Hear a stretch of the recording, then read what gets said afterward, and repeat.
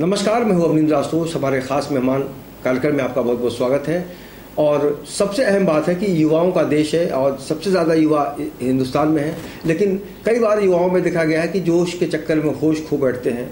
और आजकल एक मोहतरमा बहुत चर्चे में इसलिए है कि सलमान खान से पंगा लेने का काम किया उन्होंने।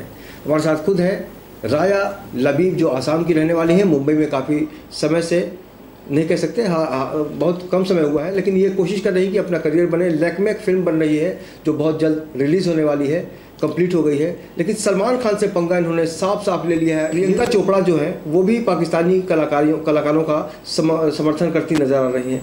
ऐसे में इनको बहुत टेंशन हो गया है। एक्चुअली मुझे जो ये हिम्मत मिली, ये हिम्मत मेरे दिल से आई है।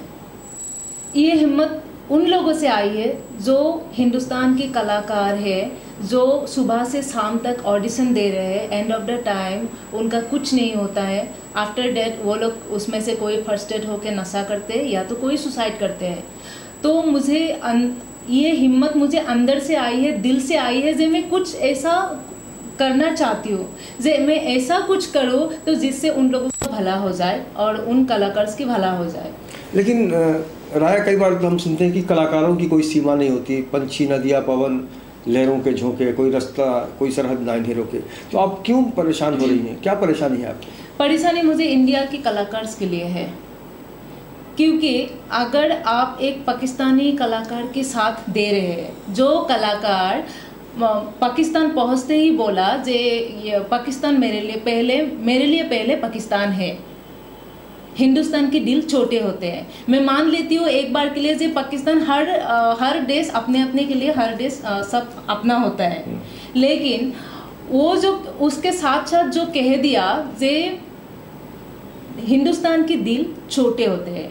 तुम हिंदुस्तान के नमक खा रहे हो, हिंदुस्तान में राज कर रहे हो, आखिर तुम पाकिस्तान पहुंचते ही हिंदुस्तान के बदनाम कर दिया।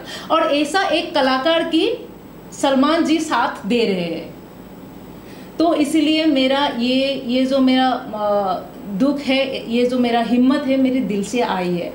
तो मैं चाहती हूँ ये सलमान जी जो कुछ भी कर रहे हैं ये सब छोड़ दे या हिंदुस्तान की सपोर्ट करे। हिंदुस्तान में रहना चाहिए कि नहीं सलमान खान को? क्या हिंदुस्तान अगर वो पाकिस्तान की ही सपोर्ट करते रहे तो हिंदुस्तान में नहीं रहना चाहिए। और ऐसे में हिंदुस्तान की बहुत प्रॉब्लम होगी और हिंदुस्तान के कलाकार्स की भी बहुत प्रॉब्लम्स होगी। किस से पंगा लेंगी आप? प्रियंका चोपड़ा ने सपोर्ट किया पाकिस्तानियों का, क्या उनसे भी आप नाराज हो जाएंगी?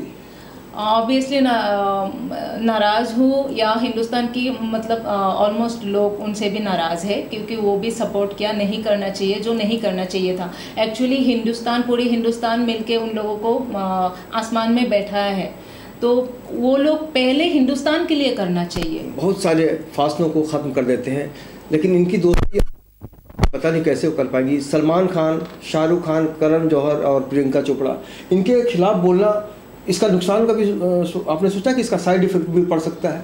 एक्चुअली मुझे साइड इफेक्ट की डर नहीं है, क्योंकि मैं चाहती हूँ जे हिंदुस्तान अगर मेरे साथ है, हिंदुस्तान को लगे जे राया लबीब को रहना चाहिए, हिंदुस्तान में कुछ बनना चाहिए। एक्चुअली आखिर में हमारी जो करियर है वो पूरी हिंदुस्तान के हाथ में ही है। सलमान जी को बनाया है पूरी हिंदुस्तान ने बनाया है, प्रियंका चोपड़ा को भी पूरी हिंदुस्तान ने ही बनाया है। तो आफ्टर डेथ वो लोग बन के क्या हिंदुस्तान के खिलाफ हो गए। पाकिस्तान अच्छा थोड़ी देर के लिए मान लेते हैं पाकिस्तान का रिश्ता बहुत प्यारा हो जाता है, तो अगर आपको ऑफर आएगा पाकिस्तानी फिल्मों का तो क्या करेंगी आप? मैं नहीं करूंगी। दोस्ती भी नहीं निभाएंगी? नहीं, दोस्ती नहीं निभाऊंगी, क्योंकि पाकिस्तान ने ऑलरेडी ऐसे बोल दिया है जे हिंदुस्तान की सारी चैनल हम बंद करवा दिया है। हमें काफिरों से दोस्ती और व्यापार नहीं। मुझे पता नहीं क्यों ऐसा लग रहा है कि राया लबीब जो हैं इनका मकसद कुछ और है। क्या इसको पब्लिसिटी स्टंट से जोड़ के देखें हम कि आप कुछ ऐसी बातें करें, ऐसे लोगों का नाम लें जिससे आपका नाम हो जाए? नहीं, मेरी कोई पब्लिसिटी स्टंट नहीं है। अगर पब्लिसिटी स्टंट होता तो मैं कब का नाम ले चुकी होती, क्योंकि ये मतलब बहुत टाइम से मैं देखते आ रही हूँ जो सलमान जी ने हिंदुस्तान के कलाकार के लिए कुछ नहीं कर रहे। बल्कि वो पाकिस्तान के कलाकार की सपोर्ट कर रहे हैं, फॉरेनर की कभी चाइना से ला रहे, बिग बॉस में मतलब बाहर की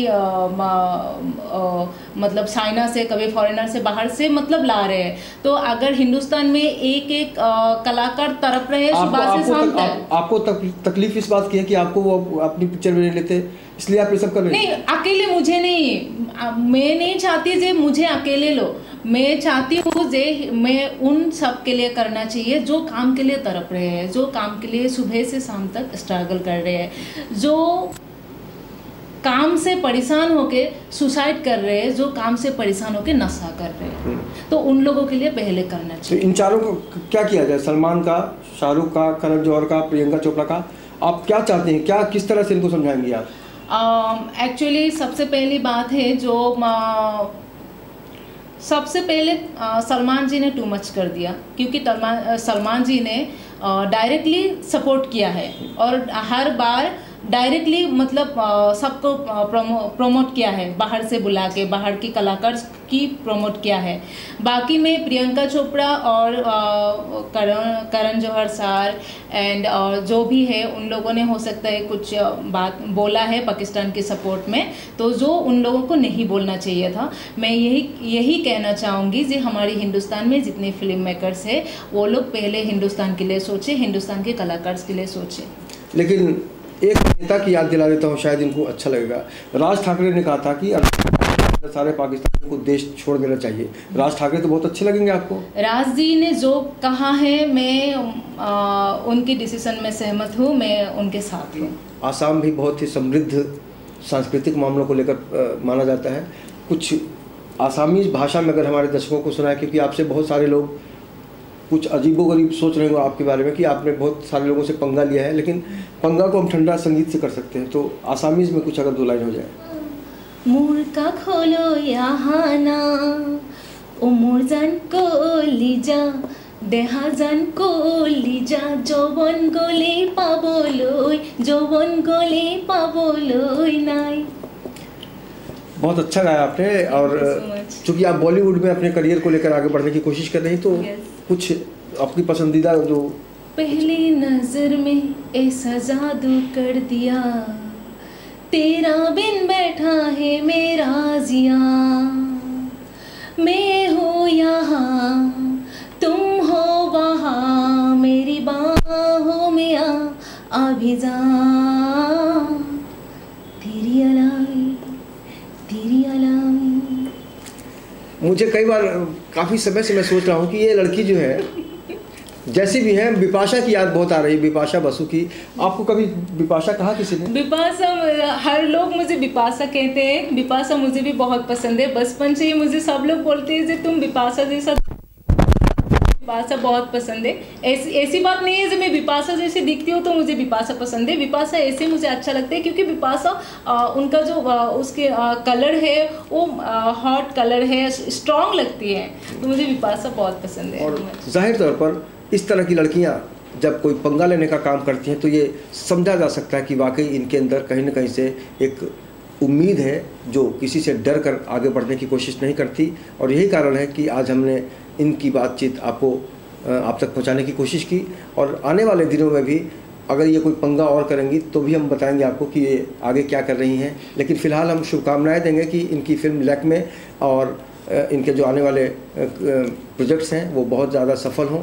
और फिलहाल हमसे बातचीत करने के लिए आपको बहुत बहुत शुक्रिया। और निश्चित रूप से हम कह सकते हैं कि इस तरह के जो कलाकार होते हैं वो बहुत ही दिल के साफ होते हैं, क्योंकि वो बगैर सोचे समझे तो नहीं कह सकते हम इसको, लेकिन ये है कि दिल से जो भी निकलता है वो कह देते हैं।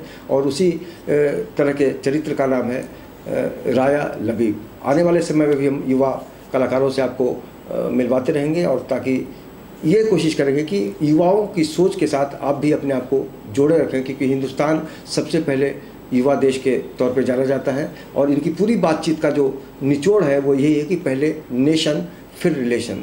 आज के इस सफ़र में इतना ही। वीडियो जर्नलिस्ट जावेद शेख के साथ मुझे यानी अवनींद्र आशुतोष को दीजिए इजाज़त। नमस्कार।